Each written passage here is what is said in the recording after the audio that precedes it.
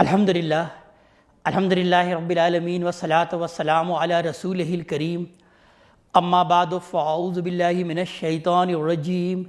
بسم اللہ الرحمن الرحیم یا ایہا الناس اتقوا ربکم الذی خلقکم من نفس واحد وخلق منها زوجها وبث منہما رجالا کثیرا ونساء واتقوا اللہ الذی تساءلون بہ والارحام ان اللہ کان علیکم رقیبا صدق اللہ العظیم رب اشرح لی صدری ویسر لی امری واحلل عقدۃ من لسانی یفقہوا قولی۔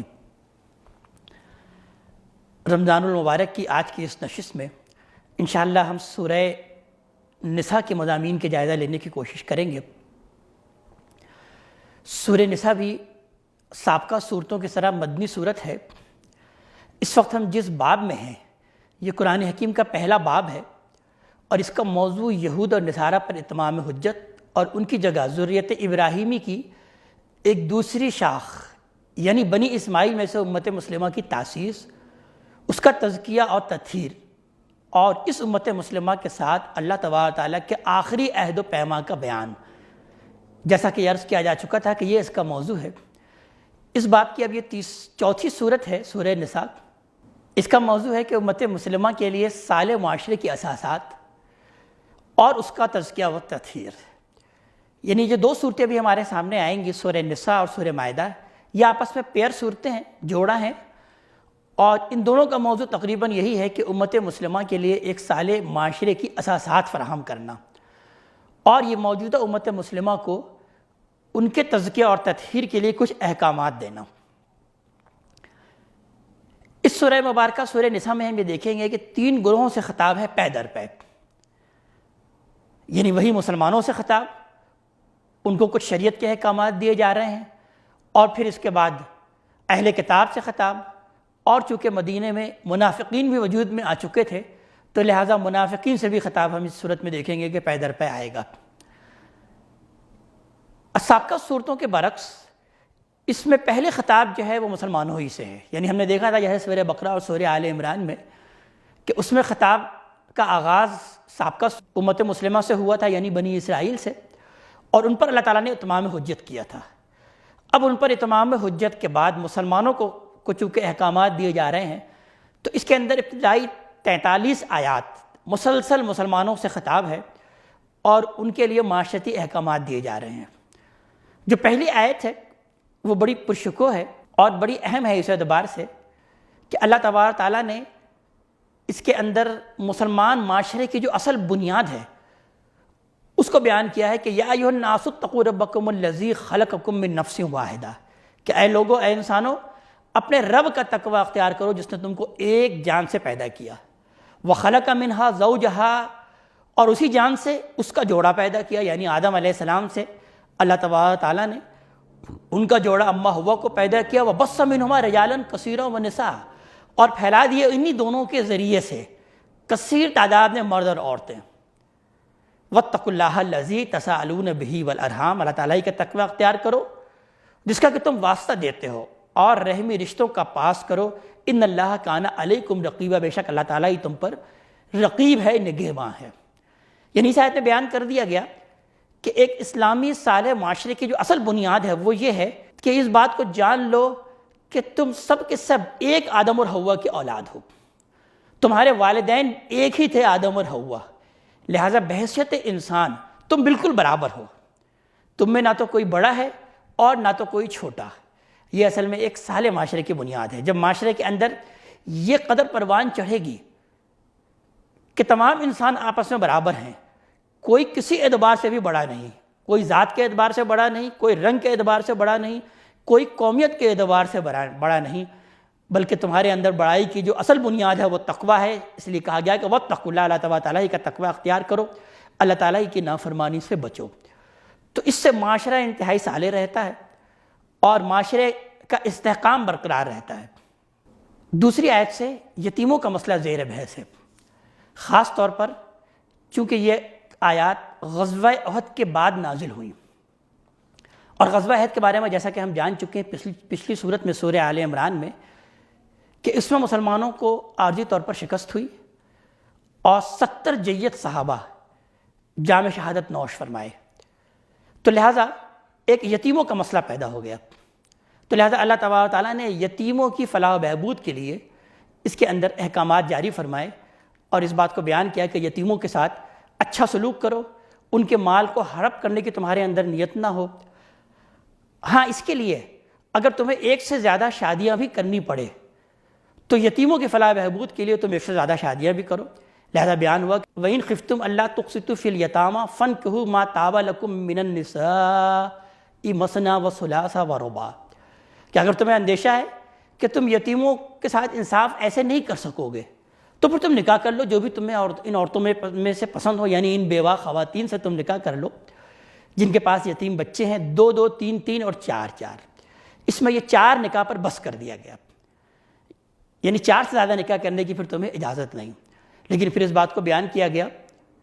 کہ اگر تم اس طرح سے 2 2 3 3 یا 4 4 نکاح کرو گے تو بھی تمہیں عدل تو ہر حال میں کرنا پڑے گا۔ لہذا تمہیں اگر اندیشہ ہے کہ تم عدل نہیں کر سکتے تو پھر کہا گیا ہے کہ ایک ہی پر اکتفا کرو، پھر تم یہ نیکی کا کام رہنے ہی دو، یعنی یہ یتیموں کی فلاح بہبود کے لیے ایک سے زیادہ شادی کرنا، نکاح کرنا، یہ جو نیکی کے کام کی ترغیب دی جا رہی ہے، اگر تم عدل نہیں کر سکتے تو ہرگز پھر ایک سے زیادہ نکاح نہ کرو، بلکہ پھر ایک ہی پر تم اکتفا کرو۔ اس کے بعد یتیموں ہی کی فلاح بہبود کے لیے مختلف قسم کے احکامات دیے گئے کہ ان کا ہر حال میں خیال رکھو، اور جب یہ بڑے ہو جائیں تو پھر بلا کم و کاست ان کے مال ان کے حوالے کر دو، اور دیکھو ان کے مال کھا لینے کی تمہارے اندر روش نہیں ہونی چاہیے کہ ان کے مال کو تم جلدی جلدی ہڑپ کر لو۔ پھر اس کے بعد چونکہ قحط الرجال کا معاملہ پیدا ہو گیا، ایک کثیر تعداد میں مردوں کا انتقال ہو چکا تھا، شہادت رتبے کو پا چکے تھے، تو اللہ تبارک تعالیٰ نے اسی موقع پر وراثت کا ایک قانون بیان کر دیا، اور لہذا بیان کیا اس میں کہ یوصیکم اللہ فی اولادکم للذکر مثل حظ الانثیین، یہاں سے لے کر آیت نمبر 11 سے لے کر 4 آیات تک اللہ تعالیٰ نے اس قانون کو انتہائی تفصیل سے بیان کیا کہ جب بھی تم میں کسی کا انتقال ہو جائے تو اس کے مال کو، اگر وہ کوئی مال چھوڑ رہا ہو تو اس کو اس قانون کے تحت اسے تقسیم کرنا۔ اور وہ قانون کیا ہے کہ جو تمہاری اولاد میں سے اگر مذکر ہیں یعنی بیٹے ہیں تو ان کو دگنا حصہ ملے گا، اور بیٹیوں کو اس کا ایک حصہ ملے گا، اور پھر اگر یہ 2 یا 2 سے زائد ہوں تو پھر یہ ہے کہ یہ 2/3 مال میں ان کی ساری کی ساری بیٹیاں، ان کو اس کا حصہ ملے گا، اور اگر بیٹی صرف ایک ہی ہو، کوئی نر اولاد نہ ہو، تو پھر وہ بیٹی جو ہے وہ نصف مال میں حصہ پائے گی۔ ہاں، اگر والدین بھی ہیں تو والدین میں سے ہر ایک کو 1/6 حصہ دیا جائے گا، اور اس بات کو بیان کیا گیا کہ یہ وراثت کی تقسیم وصیت کو پورا کرنے کے بعد، یا اگر کوئی قرض ہو تو اس کی ادائیگی کے بعد ہوگا، یعنی مرنے والے کی اگر کوئی وصیت ہے تو اس وصیت کو پہلے پورا کیا جائے گا، اور اگر اس کے ذمہ کوئی قرض تھا تو پہلے اس کے مال میں سے قرض کی ادائیگی کی جائے گی۔ پھر اس کے بعد شوہر بیوی کا کیا حصہ ہوگا اس کا تذکرہ کیا گیا، اور اس بات کو بیان کیا گیا کہ تمہارے لیے آدھا مال ہوگا اگر تمہاری بیوی کا انتقال ہو جائے اور اس کی کوئی اولاد نہیں، لیکن اگر اس کی اولاد ہے تو پھر تم کو 1/4 حصہ یعنی 1/4 حصہ میں تم حصے دار ہوگے۔ اور اسی طرح اگر تمہارا انتقال ہو جائے تو اور تمہاری کوئی اولاد نہ ہو تو بیوی کو 1/4 حصہ ملے گا، لیکن اگر تمہاری اولاد ہے تو پھر بیوی کو 1/8 حصہ دیا جائے گا تمہاری وصیت کو پورا کر لینے کے بعد اور تمہارے قرض کی ادائیگی کے بعد۔ پھر اس کے بعد اللہ تعالیٰ نے اس بات کو بیان کیا کہ یہ جو مال کا حصہ بچ جاتا ہے، یا یہ ہے کہ تم اگر کسی کو وارث بنانا چاہو اپنے کلالہ رشتہ داروں میں سے، کلالہ رشتہ دار ان کو کہا جاتا ہے کہ جو کہ والدین اور اولاد کے علاوہ ہوں، تم اپنے والدین اور اولاد کے علاوہ کسی کو بھی کلالہ رشتہ داروں میں سے وارث بنا سکتے ہو، تاکہ یہ جو مال کا حصہ بچ جائے وہ اس کے وارث ہو جائے۔ اور لیکن جس کو بھی تم اپنا وارث بناؤ گے اس کے اگر کوئی بھائی ہے اور بہن ہے، یعنی اس کے اگر ایک بھائی ہے اور ایک بہن ہے تو ان دونوں میں سے ہر ایک کو 1/6 حصہ ملے گا، لیکن اگر ایک سے زیادہ بھائی بہن ہے تو پھر تمام بھائی بہنوں میں 1/3 حصہ جو ہے اس کو دیا جائے گا۔ یہ اللہ تعالیٰ نے وصیت کے قانون کو بیان کیا،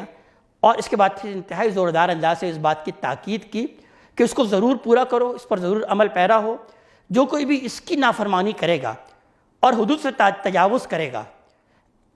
اس وصیت کو میرے اس قانون کے مطابق ادا نہیں کرے گا تو یدخلہ نارا خالدا فیہا ولہ عذاب مہین، تو پھر وہ ہمیشہ ہمیش کے لیے آگ میں رہے گا اور اس کے لیے اہانت آمیز عذاب، ذلت آمیز عذاب اس کے لیے تیار کر رکھا ہے اللہ تعالیٰ نے۔ اس کے بعد پھر اس قحط الرجال کی وجہ سے ایک اور مسئلہ بھی پیدا ہو جانے کا اندیشہ تھا خواتین کے معاملے میں، کہ خواتین کہیں کوئی فحش پیشہ نہ اختیار کر لیں۔ تو لہذا اس بات کو بیان کیا گیا کہ اگر تم محسوس کرو کہ تمہاری خواتین میں سے کوئی فحش پیشہ اختیار کر لیتی ہیں، بدکاری کرتی ہیں، تو پہلے تو 4 گواہ ان پر لے کر آؤ، اور اگر وہ 4 شخص گواہی دے دیں تو پھر ان کو ان کے گھر میں بند کے رکھو۔ یعنی ابھی وہ حکم نہیں آیا جو کہ سورہ نور میں، اس کے بعد پھر اس کی سزا کا باقاعدہ حکم دیا جائے گا، لیکن ابتدائی حکم اللہ تعالیٰ نے یہ دیا کہ اگر وہ باقاعدہ کوئی فحش پیشہ اختیار کرتی ہیں، فحاشی اختیار کرتی ہیں، تو 4 گواہ لے کر آؤ۔ 4 شخص اگر گواہی دے دیں کہ ہاں وہ یہ کام کرتی ہیں تو ان کے گھر میں بند کر دو یہاں تک کہ ان کو موت آ جائے، اور یہ اللہ تعالیٰ ہی ان کے لیے کوئی فیصلہ سنا دے۔ لیکن ان میں سے جو بھی یہ حرکت کرے گا، یہ عمل کرے گا، ان کو خوب سزا دو، سوائے اس کے کہ ان میں سے کوئی اگر توبہ کر لے۔ تو اس لیے اس کے بعد اللہ تعالیٰ نے توبہ کا ایک انتہائی عمدہ قانون بیان کر دیا کہ اللہ تعالیٰ تو توبہ ضرور ایسے لوگوں کی قبول کرتا ہے جو کہ برائی کر بیٹھتے ہیں اور پھر فوراً وہ رجوع کر لیتے ہیں، فوراً وہ کھڑے ہو جاتے ہیں اور اللہ تعالیٰ کے حضور حاضر ہو جاتے ہیں، ان کو احساس ہو جاتا ہے کہ یہ انہوں نے برائی کی۔ تو اللہ تعالیٰ نے بیان کیا کہ ایسے لوگوں کی توبہ تو میں ضرور قبول کرتا ہوں، ہاں ایسے لوگوں کی توبہ میں ہرگز قبول نہیں کروں گا۔ اللہ تعالیٰ نے بیان کیا کہ جو کہ برائی کرتے ہی چلے جاتے ہیں، کرتے ہی چلے جاتے ہیں، یہاں تک کہ ان کو موت آ جائے، وہ موت کے آثار دیکھ لیتے ہیں اور پھر کہتے ہیں کہ میں نے اب توبہ کیا، قال انی تبت الآن، کہ میں نے اب توبہ کیا، تو ایسے لوگوں کے اللہ تعالیٰ جو ہے توبہ کو ہرگز قبول نہیں کرے گا۔ یہاں پر اللہ تعالیٰ نے اس توبہ کے 2 نکات کو بیان کیا بڑی خوبصورت انداز سے۔ اس کے بعد پھر اللہ تعالیٰ نے معاشرتی زندگی کے اعتبار سے بیویوں کے ساتھ حسن سلوک کے بارے میں تذکرہ کیا کہ تم اپنی بیویوں کے ساتھ ہر حال میں حسن سلوک کی روش اختیار کرو، اگر وہ تمہیں پسند نہ بھی ہوں کسی وجہ سے تو بھی تم ان کی خوبیاں ڈھونڈو۔ ہو سکتا ہے کہ کوئی چیز جو کہ تم کو ناپسند ہے لیکن ان کے اندر کوئی ایسی خوبی ہے جو کہ تمہارے لیے بہت بہتر ہو، تو ان کی خوبیوں کی طرف نظر کرو اور ان کی خوبیوں ڈھونڈ کر ان کے ساتھ اچھی طریقے سے گزران کرنے کی کوشش کرو۔ لیکن اللہ تعالیٰ نے اس بات کو بیان کیا کہ یہ بھی ہو سکتا ہے کہ اگر تم کو یہ پسند نہ ہو اور تم ان کو چھوڑ دینا ہی چاہو تو بہرحال طلاق کا راستہ کھلا ہے، لیکن یہ بات جان لو کہ تم نے اپنی بیوی میں سے کسی کو ڈھیروں مال بھی دیا ہوا ہے تو کبھی بھی اس کو چھوڑ دینے کے بعد اس سے واپس نہیں لے سکتے۔ تم نے اس کے نام پلاٹ کیا ہوا ہے، تم نے اس کو زیورات دیے ہوئے ہیں، اب اگر تم اس کو چھوڑنا چاہ رہے ہو تو ہرگز تم اس سے واپس لینے کا اختیار نہیں رکھتے۔ تو لہٰذا اسی لیے اس بات کو بیان کیا کہ ان کے ساتھ اچھے روش اختیار کرو اور اچھا گزران کرنے کی کوشش کرو۔ اس کے بعد پھر اللہ تبارک تعالیٰ نے ان کے ہاں ایک اور نکاح جو رائج تھا جس کو کہ نکاح مقت کہا جاتا تھا، کہ وہ اپنی باپ کی بیویوں سے نکاح کر لیتے تھے۔ یعنی اگر باپ کا انتقال ہو گیا تو ان کے باپ کی وہ بیوی جو کہ ان کی سگی ماں نہیں ہے ان کو بھی وہ اپنی وراثت میں تقسیم کرتے تھے اور ان سے بھی نکاح کرتے تھے۔ اس کو اللہ تعالیٰ نے کہا کہ یہ بہت برا نکاح ہے، اب ایسا نہ کرو، تم میں سے جو یہ کر چکا تو سو کر چکا، لیکن یہ ہے کہ اب اس کا ہرگز اعادہ نہ کرو کہ اپنی باپ کی بیویوں کو تم وراثت کا مال سمجھتے ہو اور اس کو تقسیم کر کے تم ان سے نکاح کر لیتے ہو۔ اس کے بعد پھر اسی موقع پر اللہ تبارک تعالیٰ نے حرمت والے رشتے کو بیان کر دیا کہ یہ وہ رشتے ہیں کہ جو کہ تمہارے لیے محترم ٹھہرائے گئے ہیں، ان کے ساتھ تم نکاح نہیں کر سکتے۔ اور اس کے علاوہ جتنی بھی خواتین ہیں وہ سب کے سب تمہارے نکاح میں آ سکتی ہیں۔ یعنی ان رشتوں کو گنوانے کے بعد اللہ تعالیٰ نے بیان کیا کہ وہ سب تمہارے نکاح میں آ سکتی ہیں، ان سے نکاح کرو، لیکن یہ بات جان لو کہ ان سے نکاح کرو گے تو ان کا مہر بھی دینا پڑے گا۔ اور دوسری بات یہ ہے کہ ان کو گھر بسانے کی نیت سے ان کا نکاح کرنا ہے، یعنی ایک گھر کو آباد کرنے کی یہ تمہارے اندر داعیہ ہونا چاہیے اس نکاح کے سلسلے میں۔ اور اگر تم اس بات کی استطاعت نہیں رکھ سکتے کہ تم ایک گھر بسا سکو، کسی پاک دامن محسنہ خواتین سے نکاح کر سکو، تو اللہ تعالیٰ نے اس بات کو بیان کیا پھر تم کسی غلام سے بھی، لونڈی سے بھی تم نکاح کر سکتے ہو جو کہ کنیز ہیں، ان کے مالکوں کی اجازت سے تم ان سے نکاح کر سکتے ہو۔ اگر تم کسی پاک دامن خواتین کو، کسی پاک دامن خاتون کو تم اپنے گھر بسانے کے لیے استطاعت نہیں رکھتے، لیکن اس بات کو بیان کیا کہ تم اگر ایسا نہ ہی کرو تو اچھا ہے، تمہارے اندر یہ صلاحیت ہونی چاہیے اور اتنی استطاعت ہونی چاہیے کہ تم ایک پاک دامن خاتون کو اپنے گھر میں لے آؤ اور اس سے نکاح کرو۔ اللہ تعالیٰ نے پھر اس کے بعد اس بات کو بیان کیا کہ یہ جو اللہ تعالیٰ شریعت کے قوانین جو بیان کر رہے ہیں اس کی اصل میں حکمت کیا ہے؟ اس کی اصل میں حکمت یہی ہے کہ تاکہ تم پر اللہ تعالیٰ اس بوجھ کو ہلکا کرے. یعنی سابقہ شریعت کے ماننے والوں نے، یہود اور نصارہ نے، شریعت کو انتہائی مشکل بنا دیا تھا. اس کے اندر اپنی مرضی سے، اپنی فقہی موشقافیوں کے ذریعے سے بہت ساری چیزیں داخل بھی کر دی تھی، بہت ساری چیزیں جو ہے وہ تمہارے لیے مشکل بنا دی تھی. تو اللہ تعالیٰ اس بات کو بیان فرما رہے ہیں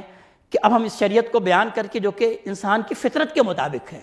ہم تمہارے بوجھ کو ہلکا کر رہے ہیں. یہ شریعت اتنی کوئی بھاری اور اتنی کوئی مشکل شریعت نہیں کہ تم اس پر عمل پیرا نہ ہو سکو، یہ عین تمہارے فطرت کے مطابق ہے.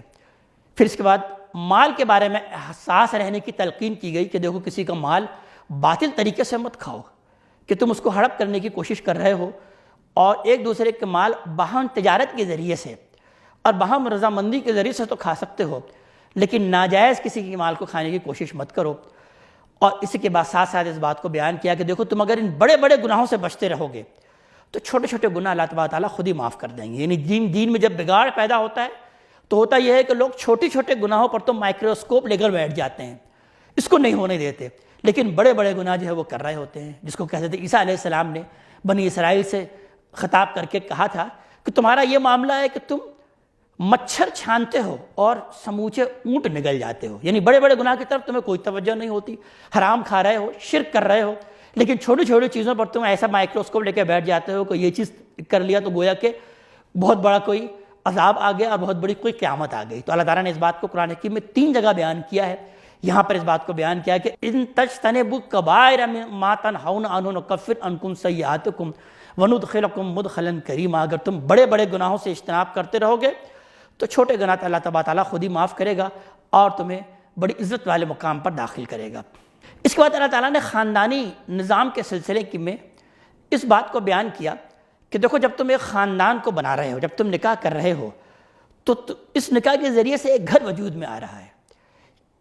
اس گھر کا ایک نظام ہونا چاہیے اور وہ نظام یہ ہے کہ اس گھر میں الرجال قوامون علی النساء، مرد کو عورتوں پر فوقیت حاصل ہے، وہ اس کا قوام ہے، یعنی وہ اس کا سربراہ ہے. مرد سے مراد شوہر، یعنی شوہر اپنی بیوی پر سربراہ ہے. جب ایک گھر وجود میں آ رہا ہے تو اس گھر کا کوئی نہ کوئی سربراہ تو ہونا ضروری ہے. اللہ تبارک تعالیٰ نے یہ سربراہی مرد کے حصے میں کر دی کہ مرد جو ہے وہ تمہارا سربراہ ہے، اس لیے کہ وہ اپنے مال کو خرچ کر کے یہ نکاح کا معاملہ کرتا ہے اور ساری کی ساری مالی ذمہ داری وہ خود اپنے اوپر برداشت کرتا ہے. یعنی گھر کا خرچہ چلانا اور گھر کے سارے مالی معاملات کو نبھانا، یہ اصل میں اللہ تعالیٰ نے ذمہ داری دی ہے مرد کی. یعنی عورت چاہے تو کنٹریبیوٹ تو کر سکتی ہیں، لیکن عورت کی ذمہ داری نہیں، بیوی کی ذمہ داری نہیں. ذمہ داری جو ہے وہ در حقیقت مرد کی ہے. اس بات کو اللہ تعالیٰ نے بیان کیا، تو لہٰذا اس بیان کیا کہ جو خواتین ہیں، جو بیویاں ہیں، ان کو ایڈجسٹمنٹ کا رویہ اختیار کرنا چاہیے، فرما برداری کا رویہ اختیار کرنا چاہیے اپنی شوہروں کے ساتھ، اور نشوز اور سرکشی کا رویہ ہرگز اختیار نہیں کرنا چاہیے. ہاں اگر وہ سرکش ہو جائیں تو اللہ تعالیٰ نے اس بات کو بیان کیا کہ پہلے تو ان کو واعظ کرو، نصیحت کرو، پھر بھی اگر وہ نہ مانے تو ان کو ان کے بستروں سے الگ کر دو، پھر بھی اگر وہ نہ مانے تو پھر یہ ہے کہ وہ کوئی سزا بھی دے سکتے ہو، ان کو کوئی تعدیب بھی کر سکتے ہو. اور پھر بھی اگر وہ نہ مانے تو اللہ تعالیٰ نے اس بات کو بیان کیا کہ ایسا نہیں ہے کہ فوراً ان کو طلاق دے دو اور 3 طلاق دے کر ان کو فارغ کر دو، نہیں، بلکہ تم میں سے ایک شخص اٹھے لڑکے کے گھر والوں میں سے اور ایک شخص اٹھے اس خاتون کے گھر والے میں سے، اور وہ دونوں مل کر اس معاملے کو سلجھانے کی کوشش کریں. اللہ تعالیٰ اس بات کو بیان کر رہے ہیں کہ اگر وہ دونوں اصلاح کرنا چاہیں گے، صلح کرنا چاہیں گے، تو اللہ تعالیٰ تمہارے درمیان صلح کر دے گا. اور پھر اس بات کو آخر میں بیان کیا ہے لب و لباب کے طور پر کہ دیکھو اللہ تعالیٰ ہی کی بندگی اختیار کرو اور اس کے ساتھ کسی کو شریک مت ٹھہراؤ. لہٰذا دین کی تعلیمات کا خلاصہ پھر اللہ تعالیٰ نے آیت نمبر 36 اور 37 میں اس بات کو بیان کر دیا کہ وَاعْبُدُوا اللَّهَ وَلَا تُشْرِكُوا بِهِ شَيْئًا وَبِالْوَالِدَيْنِ إِحْسَانًا. اللہ کی بندگی اختیار کرو، اس کے ساتھ کسی کو شریک مت ٹھہراؤ، اور والدین کے ساتھ حسن سلوک کے روش اختیار کرو، قرابت داروں کے ساتھ، یتیموں کے ساتھ، مسکینوں کے ساتھ، پڑوسیوں کے ساتھ، تمہارے جو مل کے یمین ہے ان کے ساتھ حسن سلوک کی روش اختیار کرو. اور دیکھو مالی معاملات میں اپنے دل کو کھلا رکھو، بخل کا معاملہ مت کرو، اللہ تعالیٰ کی راہ میں مال کو خرچ کرو اور ان غریبوں اور مسکینوں کے لیے اپنے مال کو خرچ کرو. جو لوگ بخل کرتے ہیں وہ اللہ تعالیٰ کے ہرگز دوست نہیں ہوتے. اور ساتھ ساتھ اس بات کو بیان کیا کہ اگر تم اللہ تعالیٰ کی راہ میں مال خرچ کر رہے ہو تو تمہارے اندر ریاکاری کا جذبہ ہرگز نہیں ہونا چاہیے۔ جو لوگ ریاکاری کرتے ہیں اللہ تعالیٰ ایسے لوگوں کو ہرگز پسند نہیں کرتا، بلکہ جو ریاکاری کرنے والے ہیں وہ شیطان کے دوست ہیں۔ اور اس کے بعد پھر اپنی گفتگو کے اختتام میں اللہ تعالیٰ نے یعنی مسلمانوں کو جو شریعت کے احکامات اللہ تعالیٰ دے رہے ہیں اس کے اختتام پر اللہ تبارک تعالیٰ نے پھر اس بات کو بیان کیا کہ دیکھو اس بات کو یاد رکھو کہ ایک شہادت کا نظام، ایک گواہی کا نظام آخرت میں بھی قائم ہونے والا ہے، جہاں پر ہر رسول آئیں گے اور وہ گواہی دیں گے کہ میں نے یہ پیغام اپنے بندوں تک پہنچا دیا۔ یعنی رسول ایک طریقے سے وکیل استغاثہ بن کر آئیں گے اپنے امت کے خلاف۔ وہ یہ کہیں گے کہ میں نے اپنا پیغام، مجھے جو پیغام اللہ تعالیٰ کی طرف سے ملا تھا وہ تو میں نے بندوں کو پہنچا دیا، اپنی امت کو پہنچا دیا۔ لہذا آیت نمبر 41 بڑی اہم آیت ہے اس اعتبار سے کہ اس میں اس بات کو بیان کیا کہ فَكَيْفَ إِذَا جِئْنَا مِن كُلِّ أُمَّةٍ بِشَهِيدٍ وَجِئْنَا بِكَ عَلَىٰ هَٰؤُلَاءِ شَهِيدًا، کہ کیا ہوگا اس دن جس دن ہم ہر امت میں ایک گواہ کھڑا کریں گے، اور اے محمد صلی اللہ علیہ وآلہ وسلم ہم آپ کو ان کے خلاف بطور گواہ لے کر آئیں گے۔ یعنی آپ ان کے خلاف گواہی دیں گے کہ میں نے وہ پیغام جو مجھے دیا گیا تھا وہ تو میں نے پہنچا دیا، اب یہ ذمہ دار ہیں۔ حدیث مبارکہ میں نبی کریم صلی اللہ علیہ وسلم کا ایک واقعہ بھی بیان ہوتا ہے اس آیت کے ضمن میں کہ ایک بار نبی کریم صلی اللہ علیہ وآلہ وسلم کسی مجلس میں بیٹھے ہوئے تھے اور عبداللہ ابن مسعود رضی اللہ تعالیٰ عنہ کو آپ نے کہا کہ تم مجھے قرآن سناؤ۔ لہذا عبداللہ ابن مسعود رضی اللہ تعالیٰ عنہ نے قرآن سنانا شروع کیا، یہی سورہ نساء کی آیات، پہلی آیات سے سنانا شروع کیا، اور تمام لوگ وہاں بیٹھے ہوئے تھے، قرآن سن رہے تھے۔ حضرت عبداللہ ابن مسعود خوبصورت آواز میں قرآن کی تلاوت کر رہے تھے، نبی کریم صلی اللہ علیہ وسلم بھی سن رہے تھے۔ پھر جب اس آیت پر پہنچے، آیت نمبر 41 پر کہ فَكَيْفَ إِذَا جِئْنَا مِن كُلِّ أُمَّةٍ بِشَهِيدٍ وَجِئْنَا بِكَ عَلَىٰ هَٰؤُلَاءِ شَهِيدًا، تو نبی کریم صلی اللہ علیہ وسلم نے کہا کہ حسبک، اب رک جاؤ یہاں پر۔ اور عبداللہ ابن مسعود بیان کرتے ہیں جب میں نے نظریں اٹھا کے دیکھی تو آپ کی آنکھوں سے آنسو روا تھے، یعنی آپ کی آنکھوں سے آنسو جاری ہو گئے اس بات پر کہ مجھے اپنی اس امت کے خلاف گواہی دینی ہوگی۔ کیا ہوگا اس دن کہ جس دن ہر امت میں ایک گواہ کھڑا ہوگا، اور اے محمد صلی اللہ علیہ وسلم ہم آپ کو بھی گواہ لے کر آئیں گے اس امت کے خلاف۔ اور یاد کرو کہ وہ لوگ کہ جو لوگ کہ کفر کے روش اختیار کریں گے، رسول کی نافرمانی کریں گے، وہ تو پھر یہی چاہیں گے کہ کاش زمین برابر کر دی جائے اور اس زمین میں وہ آج دھس جائیں، یعنی وہ اپنے منہ دکھانے کے قابل نہیں ہوں گے۔ اس کے بعد پھر چونکہ بندگی کا تذکرہ کیا گیا تھا اس سے پہلے کہ اپنے رب کی ہی بندگی اختیار کرو، تو بندگی کا اصل مظہر نماز ہے، یعنی نماز کا قیام یہ اصل میں بندگی کا ایک نمایاں اظہار ہے۔ تو لہٰذا اس کا تذکرہ کیا گیا کہ دیکھو نماز اگر تم پڑھتے ہو تو نماز سے قریب مت جاؤ جبکہ تم حالت نشا میں ہو۔ اور پھر اس کے بعد اللہ تعالیٰ نے اس بات کو بیان کیا کہ اگر تم حالت جنابت میں ہو تو بھی تو نماز سے قریب نہیں جا سکتے، ہاں جب تک کہ تم غسل نہ کر لو۔ اور پھر اللہ تعالیٰ نے اس بات کو بیان کیا کہ اگر تم میں سے کسی کے پاس پانی میسر نہ ہو یا وہ پانی کو استعمال نہیں کر سکتا تو پھر وہ تیمم کر سکتا ہے۔ اللہ تعالیٰ نے پھر اس میں تیمم کے طریقوں کو بیان کیا۔ اللہ تعالیٰ اپنے کلام کا فہم عطا فرمائے اور عمل کی توفیق عطا فرمائے۔ اقول قولی ھذا واستغفر اللہ لی ولکم ولسائر المسلمین والمسلمات۔